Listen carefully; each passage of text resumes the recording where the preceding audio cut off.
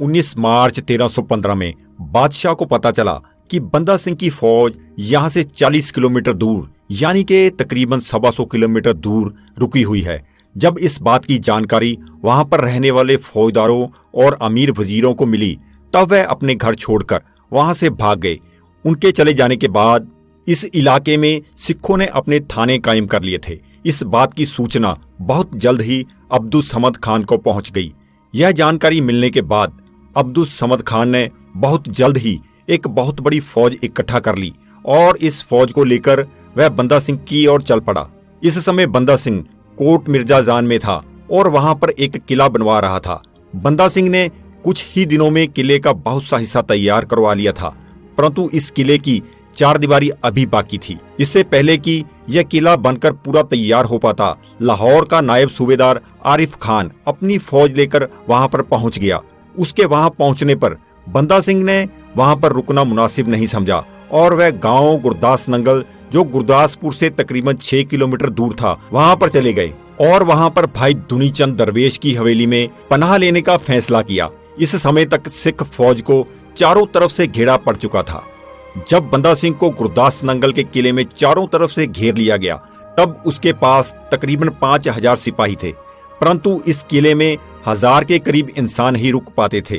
थोड़े से ही सिपाही इस किले में आ पाए। बाकी के जो सिपाही बाहर बचे थे उनके पास अब एक ही रास्ता बचा था कि वह मुगल फौज के साथ लड़ाई करें और वहां से बचकर निकल जाएं।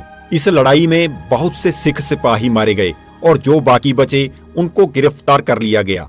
तकरीबन 2000 के करीब शहीद हुए सिखों के सर काटकर और बाकी बचे सिखों को बेड़ियों में जकड़कर बादशाह के पास दिल्ली रवाना कर दिया गया।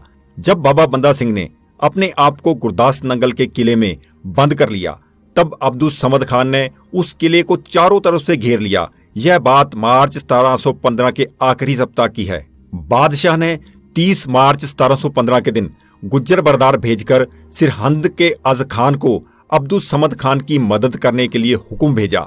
इस समय बादशाह को सूचना मिली कि दौलत खान 500 घुड़सवार फौज लेकर पहले ही सुल्तानपुर से गोइंदवाल पहुंच चुका है और उसने ब्यास नदी के दूसरी तरफ का मोर्चा संभाला हुआ है। 10 अप्रैल 1715 को बादशाह को एक झूठी सूचना जम्मू से आई जिसमें लिखा गया था कि बंदा सिंह, उसकी पत्नी और उसका बेटा गिरफ्तार कर लिए गए हैं। परंतु बाद में जब बादशाह को यह मालूम पड़ा यह बात सिर्फ अफवाह है तब बादशाह को बहुत गुस्सा आया।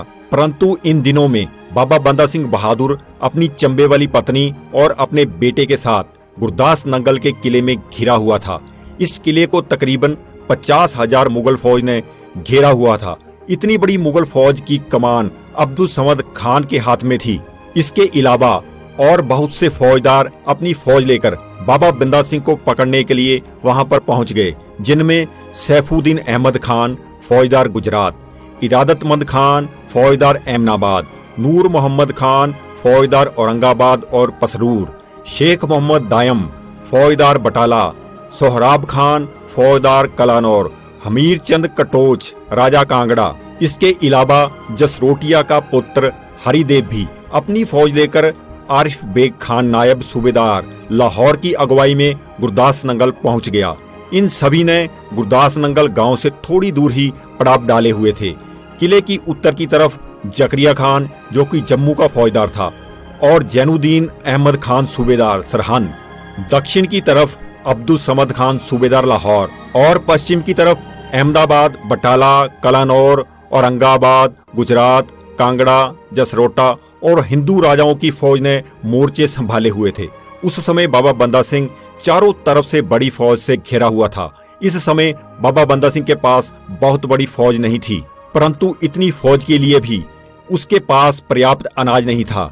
लड़ाई की शुरुआत में तो सिख किले से बाहर आकर नजदीक के गांव पर हमला करके अनाज और जानवर किले में ले जाते रहे। अप्रैल के दूसरे सप्ताह मुगल फौज की कुछ टुकड़ियों ने आगे बढ़कर सिखों को रोकने की कोशिश की। इस लड़ाई में दोनों तरफ की फौजों का बहुत ज्यादा नुकसान हुआ। एक दिन सिख फौज ने किले में से निकलकर कोटली गांव में से लकड़ लाने की कोशिश की, परंतु ध्रुवदेव जसरोटिया की फौज ने सिखों पर हमला कर दिया। इस लड़ाई में बहुत से सिख मारे गए। जो बाकी बचे वह किले में वापिस आ गए। किले से बाहर निकलने का यह रास्ता भी अब बंद हो चुका था। इसके बाद जब भी सिख फौज बाहर निकलती तो उन पर चारों तरफ से तीरों और बंदूकों से हमला किया जाने लगा।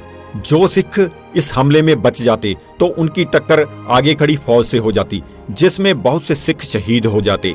इतनी बड़ी फौज होने के बावजूद भी मुगल फौज ने किले पर हमला नहीं किया, क्योंकि उन्हें पता चल चुका था कि सिखों ने नजदीक के गांव में से बहुत सा लोहा इकट्ठा कर लिया है और उनके पास बंदूकें और तोप भी है।